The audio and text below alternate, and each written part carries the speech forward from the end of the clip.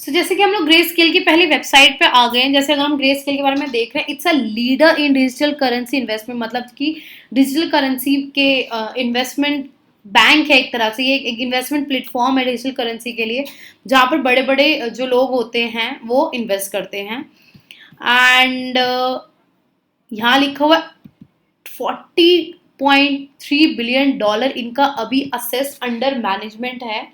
And 78% इनके पास multi product investors हैं, एंड वहीं 74% they are covering. So this is the important page जो हमको देखना बनता है। इन्वेस्टमेंट होल्डिंग जो यहाँ ग्रे स्केल की दे रखी है, जहाँ हम लोग जीबीटीसी के लिए, अगर हम खाली जीबीटीसी यानी कि बिकॉज बिटकॉइन है हम लोगों के लिए बीटीसी, तो ग्रे स्केल के अंदर वही डिजिटल करेंसी को as a share buy and sell करते हैं, तो इसको यहाँ पर जीबीटीसी का नाम दिया गया है। सो अभी तक जो टोटल होल्डिंग है इनकी 650.92 के बीटीसी इनके पास अभी टोटल होल्डिंग है इनके जीबीटीसी शेयर के अंदर, जहाँ 21.4 बिलियन इनकी टोटल होल्डिंग है। एंड पर शेयर ये $31.78 इनकी होल्डिंग है। $26 अभी इनका मार्केट प्राइस चल रहा है, लेकिन इनको यहाँ पर अभी प्रीमियम सिर्फ माइनस में 15.36 मिल रहा है। सो पहले क्वेश्चन तो ये मैं बता दूं आपको, जब भी ये लोग होल्डिंग करते हैं तो इनको 6 मंथ का टाइम इंटरवल मिलता है, एंड 6 मंथ के टाइम इंटरवल के बाद they will unlock their fund. So because हम लोग यहाँ देख रहे हैं इनका प्रीमियम -15% जा रहा है, सो प्रैक्टिकली अगर कोई भी हमारी फंडिंग या कोई भी हमारा इन्वेस्टमेंट माइनस में जाता है या ऑन एन एवरेज जाता है, तो वाई विल वी सेव, हम लोग क्यों उसको सेल करेंगे, हम लोग क्यों उसको अपने लॉस में काउंट करेंगे। So somewhere it's an indication कि ये सिर्फ अनलॉक होगा एंड माइट बी पॉसिबल, मतलब 90% चांसेस हैं कि ये लोग अपने पैसा अनलॉक करके दोबारा उसको लॉक करके बिटकॉइन में अपना इन्वेस्टमेंट कंटिन्यू रखते हैं।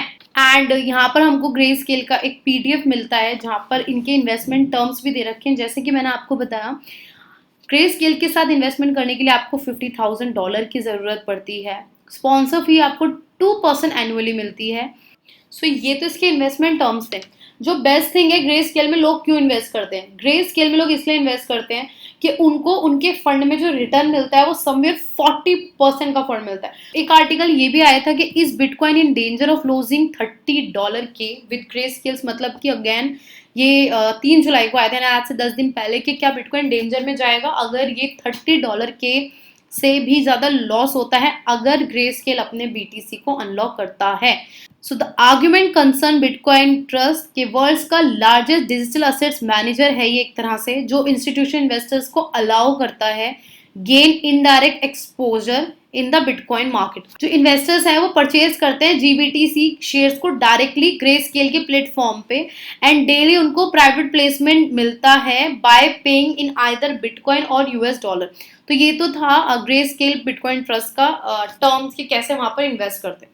सो यहाँ पर लिखा है investors can sell their GBTC shares only after 6 month. जैसे कि मैंने आपको बताया कि 6 महीने का इनको ड्यूरेशन मिलता है, इनकी मेच्योरिटी डेट होती है कि 6 मंथ लॉकअप पीरियड के अंदर ही ये अपने जीबीटीसी को सेल कर सकते हैं, अपने जीबीटीसी को अनलॉक कर सकते हैं।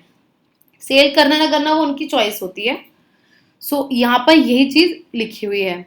ऑन द अदर हैंड, दूसरी तरफ अगर हम लोग देखें, जो जेपी मॉर्गन है, जो स्ट्रेटेजिस्ट हैं, उन्होंने बोला है दैट जो इन्वेस्टर्स होते हैं वो at least a portion of GBTC hold रखते हैं, एंड आफ्टर जुलाई ही ये अनलॉक होता है। मोस्टली टाइम जो इनका होता है वो जुलाई के बाद ही अनलॉकिंग पीरियड होता है इनका।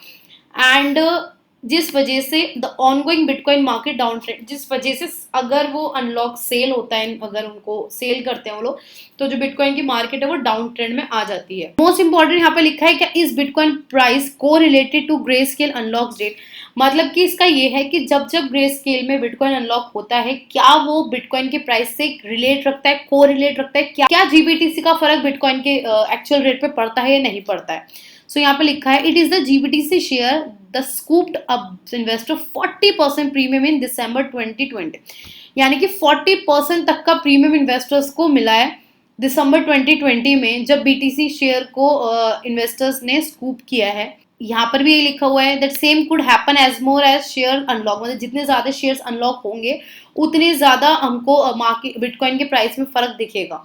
सो ये इन्होंने अभी तक अपने प्रीवियस एक्सपीरियंस के साथ इन्होंने अपना एक्सपीरियंस शेयर किया है। लेकिन अगर हम लोग प्रैक्टिकली देखें कि अभी बिटकॉइन के अंदर क्या चल रहा है, समवेयर न्यूज का फर्क पड़ता है, लोग पैनिक में आके सेल आउट कर देते हैं, लोग पूरे इमोशन के साथ मार्केट में जाते हैं। लेकिन अभी हम हाल फिलहाल जब भी वीडियो बन रही है, जब मैं उसका ट्रेडिंग व्यू देखती हूँ बिटकॉइन का, तो क्या देखने मिलता है। सो गाइस हम लोग डे चार्ट में आ गए हैं बिटकॉइन यूएसडी के पेयर में।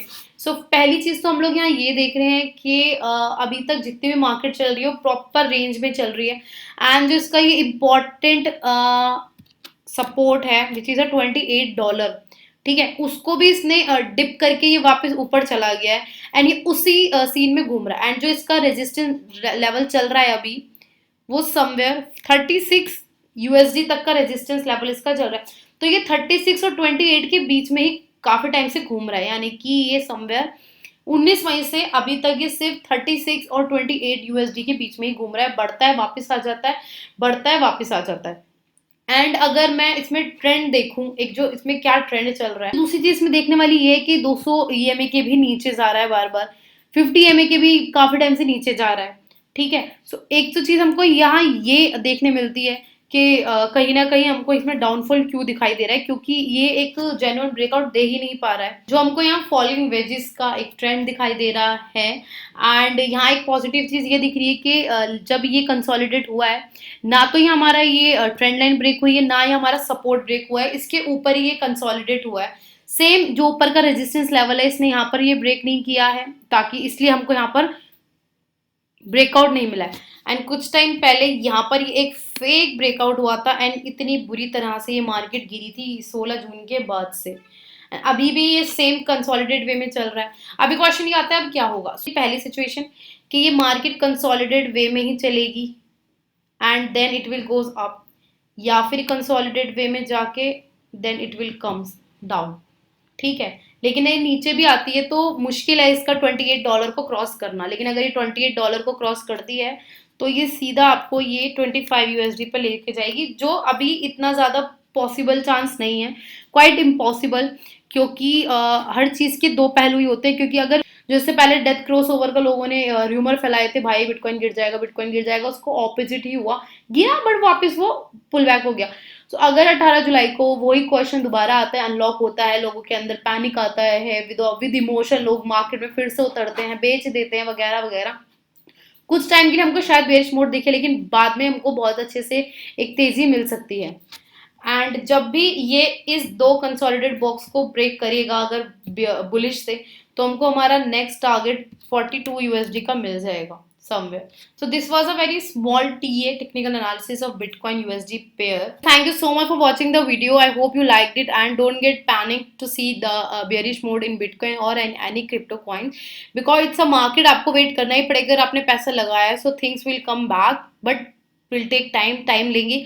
सो पैनिक ना होइए एंड वीडियो देखते रहिए, प्रेस बेल आइकन को प्रेस जरूर करें, क्योंकि नेक्स्ट कभी भी कोई सी भी वीडियो आपके लिए फायदेमंद हो सकती है। Thank you so much for watching the video.